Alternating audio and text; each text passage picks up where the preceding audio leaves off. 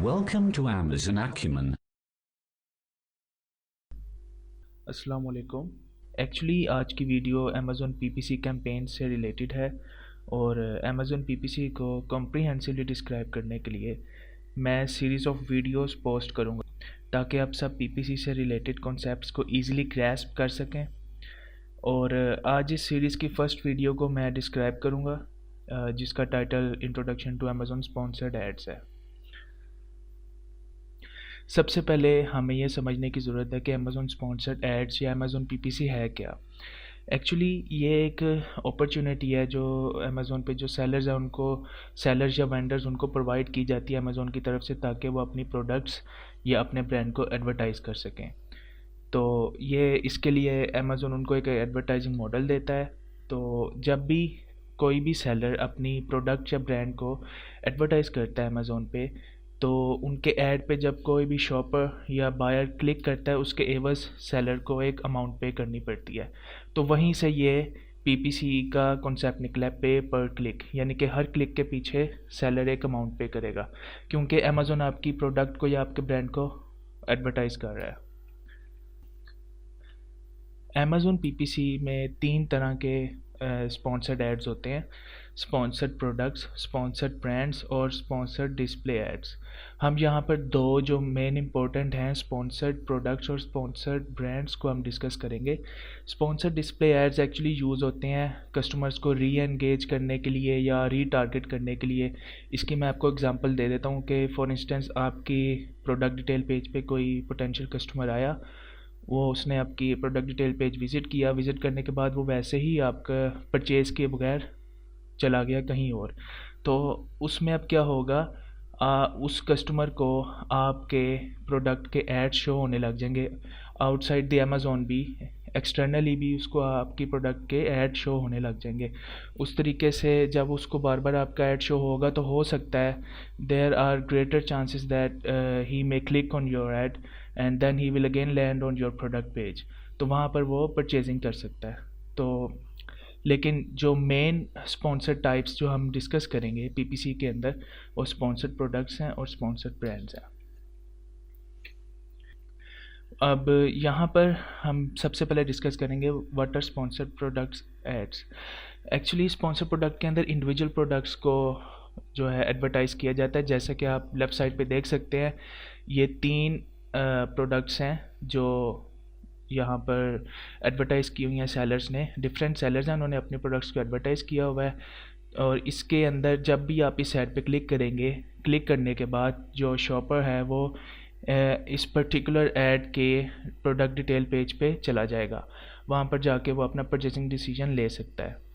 यहाँ पे आप देख सकते हैं जब ऐड शो किया जाता है ये नीचे छोटा सा स्पॉन्सर्ड लिखा होता है। यहाँ से आपको पता चल जाता है कि ये जो प्रोडक्ट मुझे डिस्प्ले हो रही है ये पीपीसी कैंपेन्स के ज़रिए स्पॉन्सर्ड प्रोडक्ट एड्स की सर्विस को यूटिलाइज़ करके सेलर ने अपनी यहाँ पे एडवर्टाइज़ की हुई है। अब आ जाते हैं स्पॉन्सर्ड ब्रांड्स की तरफ। स्पॉन्सर्ड ब्रांड्स जो हैं वो भी काफ़ी सेलर्स यूटिलाइज़ करते हैं ब्रांड अवेयरनेस के लिए, अपना ब्रांड प्रमोट करने के लिए और कलेक्शन ऑफ प्रोडक्ट्स को प्रमोट करने के लिए। ये एक बहुत अच्छी स्ट्रेटजी है। अगर आपका एक इस्टेब्लिश ब्रांड है और आप उसको प्रमोट करना चाह रहे हैं तो इस चीज़ को अमेज़न रिकमेंड करता है। इसमें आप देख सकते हैं ये राइट साइड पे ये ब्रांड का लोगो है। ब्रांड का लोगो टॉप लेफ़्ट कॉर्नर पे होता है और यहाँ पर ये जो चीज़ आप देख रहे हैं ये ब्रांड की हेडलाइन है। अगर आप इस लोगो या हेडलाइन पे क्लिक करेंगे तो अमेज़न आपको रीडायरेक्ट कर देगा इस ब्रांड के स्टोर पेज पे, जहाँ पर आप इस ब्रांड की कलेक्शन ऑफ प्रोडक्ट्स देख सकते हैं। लेकिन जब आप ये राइट साइड पे जो इंडिविजुअल प्रोडक्ट्स इस ब्रांड की शो हो रही हैं, अगर आप इनमें से किसी भी एक प्रोडक्ट पे क्लिक करेंगे तो आप इस पर्टिकुलर प्रोडक्ट के डिटेल पेज पे चले जाएंगे। तो अमेज़न आपको इनमें से किसी भी, अगर आप यहाँ पर क्लिक करते हैं तो इस प्रोडक्ट के डिटेल पेज पे आप जाके अपनी परचेसिंग कर सकते हैं। अब हमें मेन चीज़ जो समझने की ज़रूरत है वो ये है कि स्पॉन्सर्ड एड्स या पीपीसी कैंपेन्स का असल में मकसद क्या है, व्हाट इज़ द ऑब्जेक्टिव, क्या गोल होता है। देखें 3 गोल जो मेन इंपॉर्टेंट जो गोल्स हैं वो 3 हैं। सबसे पहले लॉन्च न्यू प्रोडक्ट्स, यानी कि इसकी एग्जांपल मैं आपको देता हूँ। अगर आप एक न्यू सेलर हैं, आप अमेज़ोन पे आपने नई नई प्रोडक्ट लॉन्च की है। अब जब आपकी प्रोडक्ट नहीं है, उसको तो अभी कोई रैंकिंग नहीं है आपकी प्रोडक्ट की, ना उसकी कस्टमर उसको देख पा रहे हैं, विजिबिलिटी नहीं है उसकी। तो उसके लिए आप पीपीसी कैंपेन्स को यूटिलाइज़ करेंगे। अब अपनी उस नई प्रोडक्ट के ऊपर इन्वेस्ट करेंगे, पीपीसी कैंपेन्स चलाएंगे। तो उससे क्या होगा कि आपकी प्रोडक्ट अपीयर होने लग जाएगी on top of the search results. अगर आपने अच्छी बिडिंग की है और आपने सही तरीके से अपने बजट को यूटिलाइज़ किया है अमेज़ॉन पीपीसी कैंपेन्स पे, तो आपकी वो जो नई प्रोडक्ट है वो सर्च रिजल्ट्स में शो होने लग जाएगी, जिससे आपको इंप्रेशंस मिलेंगे, कस्टमर्स आएंगे आपके प्रोडक्ट डिटेल पेज पे, और डेफिनेटली कस्टमर्स जो हैं वो आपकी प्रोडक्ट्स उस पर्टिकुलर प्रोडक्ट को परचेज़ भी करेंगे। इससे आपकी सेल्स भी इंक्रीज़ होंगी और आपकी ऑब्वियसली रैंकिंग भी, ऑर्गेनिक रैंकिंग भी जो है आपकी बेहतर होगी। और अमेज़ॉन यही तरीका जो है रैंकिंग को एस्केलेट करने के, इसी तरीके को अमेज़ॉन रिकमेंड करता है। दूसरी है ड्राइव सेल्स। यहाँ पर जो सेलर्स का गोल होता है वो होता है कैंपेन एफिशिएंसी को भी अचीव करना और एकोस वैल्यू को रिड्यूस करना। जब आपका मकसद होता है सेल्स को ड्राइव करना, तो उसमें ये होता है कि आपकी प्रोडक्ट्स पहले से ही अमेज़ोन पे लॉन्च होती हैं। यहाँ पर ये समझने की ज़रूरत है, जब आप नई प्रोडक्ट को लॉन्च करते हैं उस वक़्त आप अपनी एकोस वैल्यू को रिड्यूस नहीं कर सकते। एकोस के बारे में मैं आपको बाद में बताऊँगा, हम आगे सीरीज़ में डिस्कस करेंगे।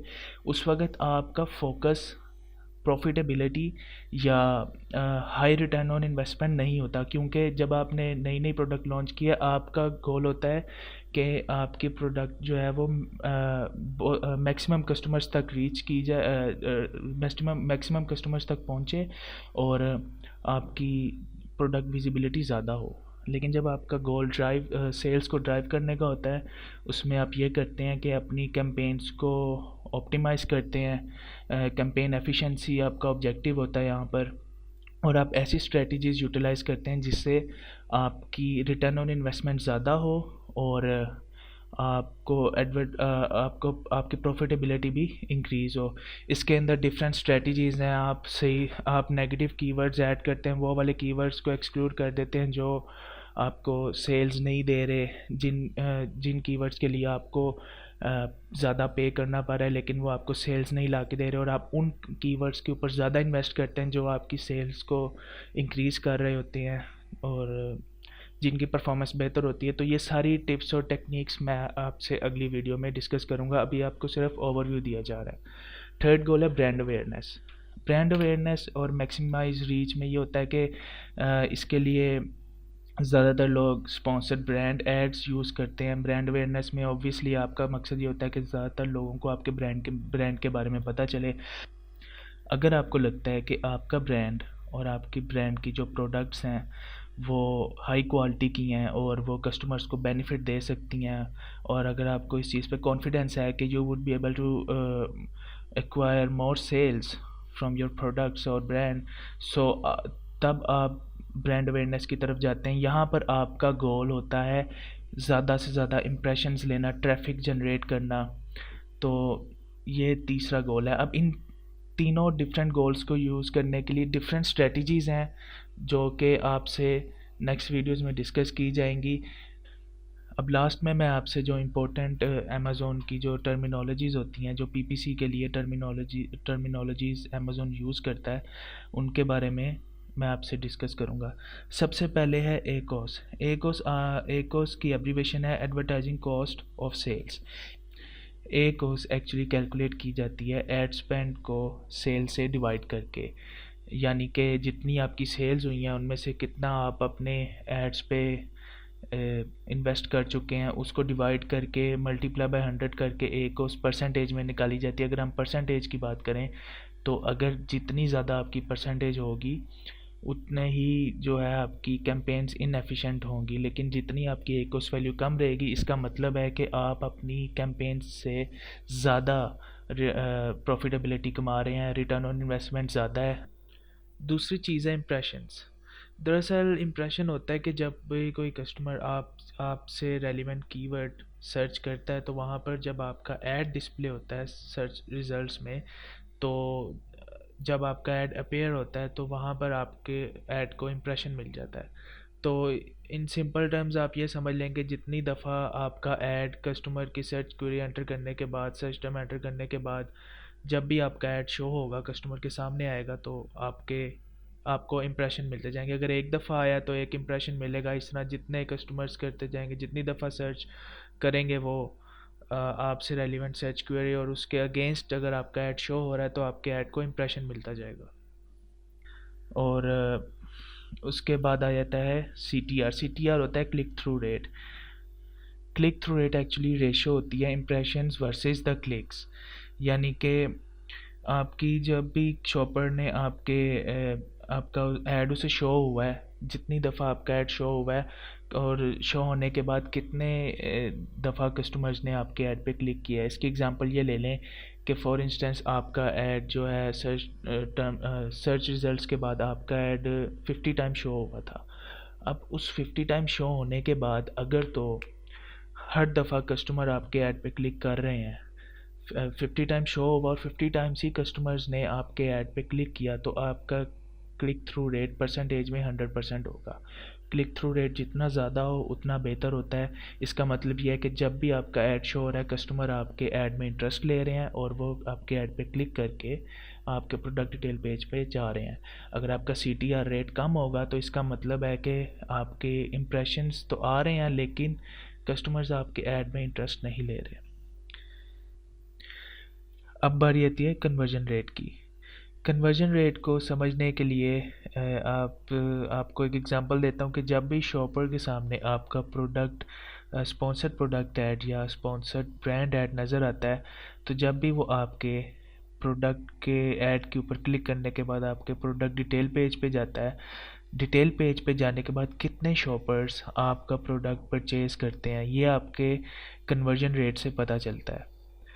तो अगर आपका कन्वर्जन रेट ज़्यादा होगा परसेंटेज में, तो इसका मतलब है कि ज़्यादा कस्टमर्स ने आपकी प्रोडक्ट परचेज़ किया है आपके प्रोडक्ट डिटेल पेज पे लैंड होने के बाद। लेकिन अगर आपका कन्वर्जन रेट कम है, इसका मतलब है कि कस्टमर्स आपके प्रोडक्ट डिटेल पेज पे आ रहे हैं लेकिन आने के बाद आपकी या तो लिस्टिंग डिटेल रेडी नहीं है या कोई रिव्यूज़ या रेटिंग्स में कोई इशू है, यानी कि रिटेल रेडीनेस के साथ आपका कोई इशू है आपकी लिस्टिंग में, जिसकी वजह से वो आपकी प्रोडक्ट को बाय नहीं कर रहे और लैंड होने के बाद आपके प्रोडक्ट डिटेल पेज को छोड़ के कहीं और चले जाते हैं। अब हम बात करेंगे CPC बिड्स के बारे में। CPC बिड्स होती हैं कॉस्ट पर क्लिक बिड्स। इसका मतलब ये है कि जब भी आपका ऐड किसी भी शॉपर के सामने शो होता है और जब वो आपके ऐड पे क्लिक करता है, उसके एवज आपको अमेज़ोन को एक अमाउंट पे करनी पड़ती है। अमेज़ोन आपको इसके अंदर सजेशन भी देता है, सजेस्टेड बिड भी बताता है और एक बिड की रेंज होती है। अब उस रेंज के अंदर अगर आप बिड करते हैं, अगर आप रेंज के अंदर हाईएस्ट बिड पे जाते हैं तो ऑफ कोर्स आपका जो ऐड है वो on top of the search result show होने के चांसेस ज़्यादा बढ़ जाते हैं। बिडिंग किस तरह की जाती है और किस तरीके से आप अपने एड्स की विजिबिलिटी को इंक्रीज़ कर सकते हैं, इसके बारे में हम अगले लेक्चर्स में अगली वीडियोज़ में डिस्कस करेंगे। तो यहाँ तक हमारा जो था वो इंट्रोडक्शन था अमेज़ोन PPC और स्पॉन्सर्ड एड्स के बारे में। तो अगर आपका कोई क्वेश्चन है आप मुझसे कमेंट सेक्शन में पूछ सकते हैं। Thank you.